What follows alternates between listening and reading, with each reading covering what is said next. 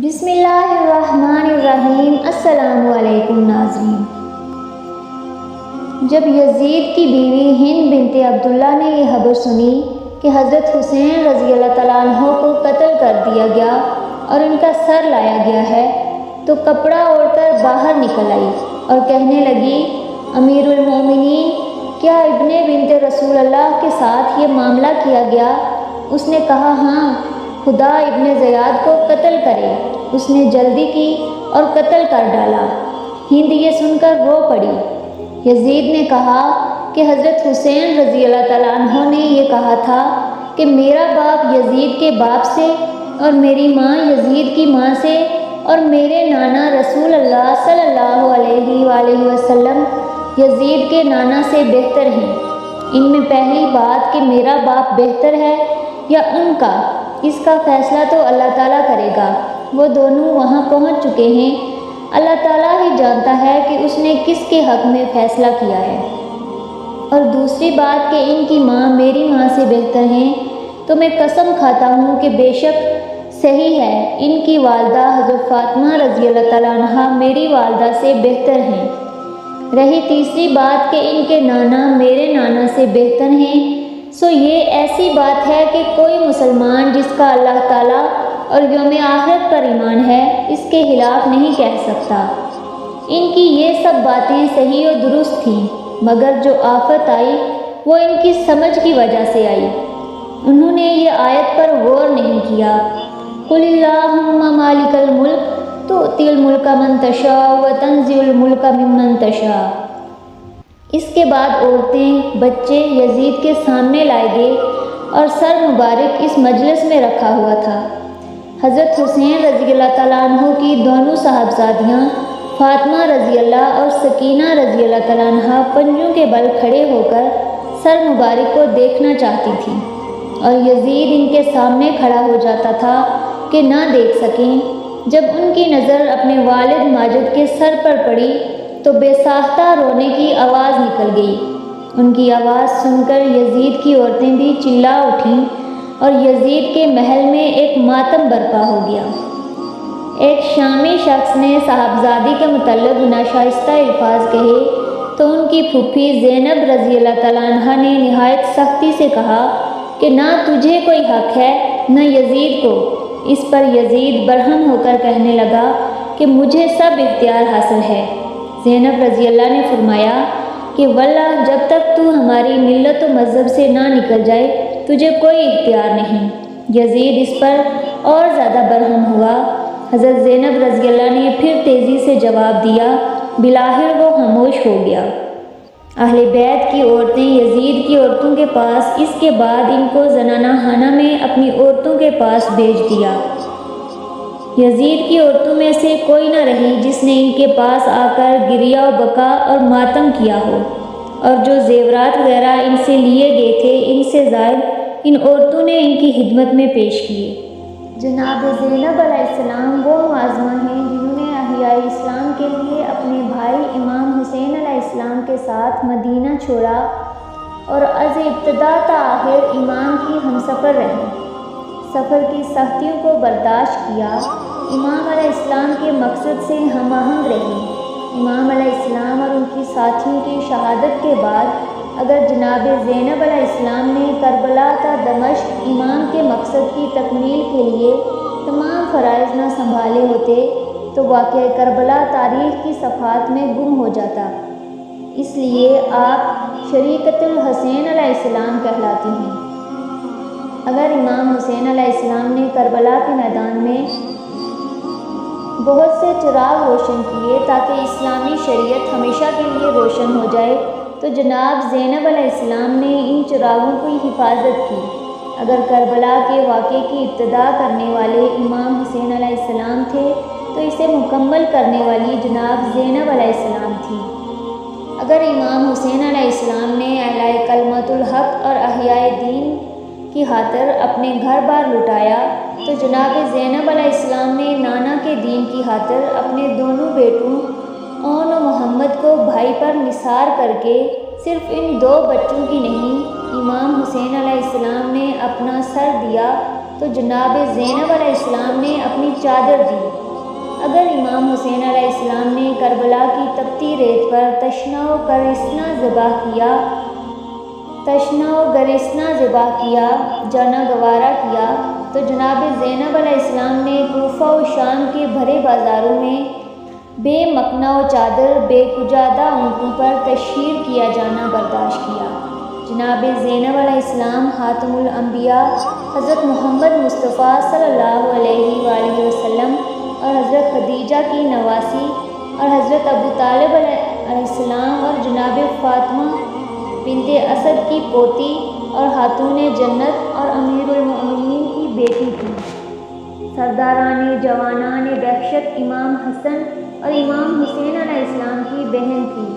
خاندان رسالت کی یہ گوہر ایک عظیم ثابت ہوئی۔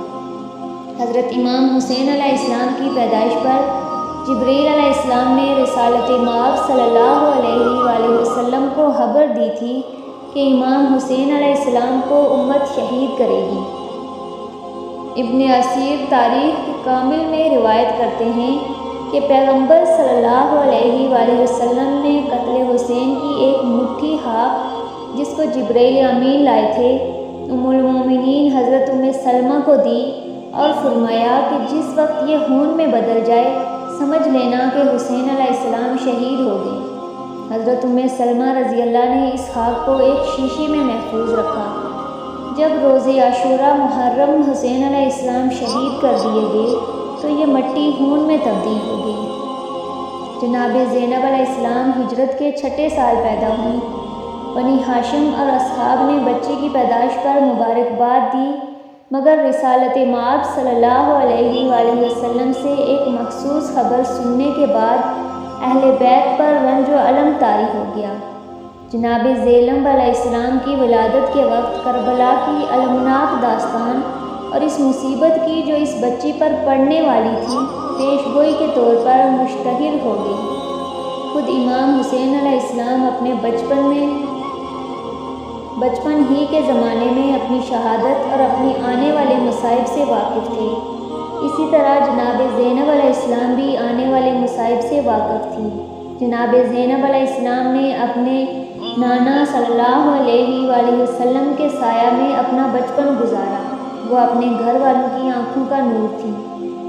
شیر خواری کا زمانہ ختم ہوا تو انہوں نے زندگی کا سبق ان ہستیوں سے سیکھا جو بہترین خلائق تھے، یعنی جد بزرگوار رسالت مآب صلی اللہ علیہ وآلہ وسلم، والد نامدار امیر المومنین اور خاتون جنت جناب فاطمہ الزہرا سلام اللہ علیہا۔ ایسا پاک ماحول پرورش اور تربیت کے لیے کسی اور کو سوائے اولاد اہل بیت کہاں مل سکتا تھا۔ جناب زینب ابھی پورے 5 سال کی بھی نہیں ہونے پائی تھی کہ ان کے نانا صلی اللہ علیہ وآلہ وسلم کا وصال ہو گیا۔ ان کے بعد اپنی زندگی رنج و غم میں بسر کرتی ہیں۔ زینب علیہ السلام اپنی بیمار ماں کے بستر کے نزدیک ان کی گریہ و زاری میں شریک تھیں۔ وہ کہا کرتی تھیں کہ بابا مجھ پر وہ مصیبتیں ڈالی گئی ہیں جو اگر دنوں پر نازل کی جاتی تو راتوں کی طرح سیاہ ہو جاتے۔ جناب فاطمہ الزہرا تقریباً 3 ماہ کے اندر ہی اپنے بابا صلی اللہ علیہ وآلہ وسلم سے جا ملی۔ جناب زینب علیہ السلام کے لیے یہ دوسرا صدمہ تھا۔ جناب زینب علیہ السلام اپنے بھائیوں اور بہن کے مقابلے میں بوجہ اس خاص وصیت کے جو ان کی والدہ نے آخری وقت کی تھی ممتاز تھیں۔ وصیت یہ تھی کہ بیٹی اپنے دونوں بھائیوں کا بڑا خیال رکھنا اور کبھی ساتھ نہ چھوڑنا۔ زینب علیہ السلام نے کبھی بھی اس وصیت کو فراموش نہیں کیا۔ جناب زینب علیہ السلام کی شادی کا زمانہ آیا تو حضرت علی علیہ السلام نے ایسا شخص کا انتخاب فرمایا جو حسب و نسب میں ان کا ہمسر تھا، یعنی عبداللہ بن جعفر۔ حضرت جعفر حضرت علی کے بھائی اور رسالت مآب صلی اللہ علیہ وآلہ وسلم کے سچے عاشق تھے۔ ان کو رسالت مآب صلی اللہ علیہ وآلہ وسلم نے شہادت پر تیار کا لقب عطا فرمایا تھا، اس لیے کہ وہ جنت میں فرشتوں کے ساتھ پرواز کر رہے ہیں۔ عبداللہ معزز و محترم، پاک نفس اور پرہیزگار اور جواد و سخی تھے۔ زینب علیہ السلام اور عبداللہ صلی اللہ علیہ وآلہ وسلم کی شادی نے زینب اور ان کے باپ اور بھائیوں میں جدائی پیدا نہیں کی، اور یہ میاں بیوی برابر حضرت علی کے ساتھ رہتے تھے، جبکہ حضرت علی ان کی نہایت عزت کرتے تھے۔ صفین کی جنگ میں حضرت کے لشکر کے سرداروں میں ایک یہ بھی تھے۔ جناب زینب کی شخصیت کو ان کے بیان کی وضاحت اور قوت گویائی سے سمجھنا چاہیے۔ کربلا، بازار کوفہ، دمشق اور دربار ابن زیاد اور دربار یزید میں ان کی تقریروں نے جیسا کہ چاہیے پہنچوا دیا۔ یہ خطبہ جرات اور استقلال و شجاعت اور استقامت، سربلندی اور علو نفس کے آئینے میں جب اسیران ہم ابن زیاد کے دربان میں پہنچے تو اس نے جناب زینب کو مخاطب کر کے کہا، خدا کا شکر ہے کہ اس نے تم لوگوں کو رسوا کیا، تمہیں قتل کیا اور تمہارا جھوٹ ظاہر کر دیا۔ حضرت زینب نے جواب میں فرمایا، حمد ہے اس خدا کی جس نے ہم کو عزت دی، محمد مصطفیٰ صلی اللہ علیہ وآلہ وسلم کے ساتھ، اور ہمیں پاک و پاکیزہ قرار دیا۔ اس طرح جو حق ہے پاکیزہ قرار دینے کا، نہ وہ کہ جو تو کہتا ہے۔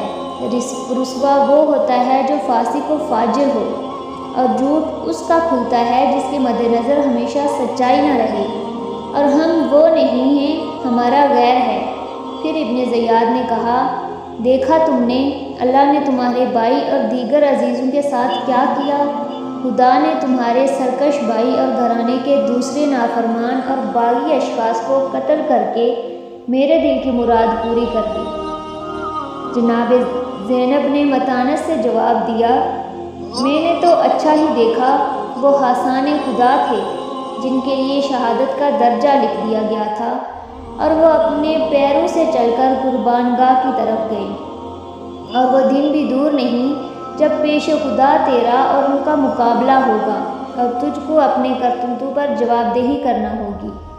ہاں بے شک تو نے میرے عزیزوں کو قتل کیا ہے، میری شاخوں کو کاٹ دیا ہے اور میری جڑ کو اکھاڑ پھینکا ہے۔ اگر تیری مراد اس سے بر آ گئی ہے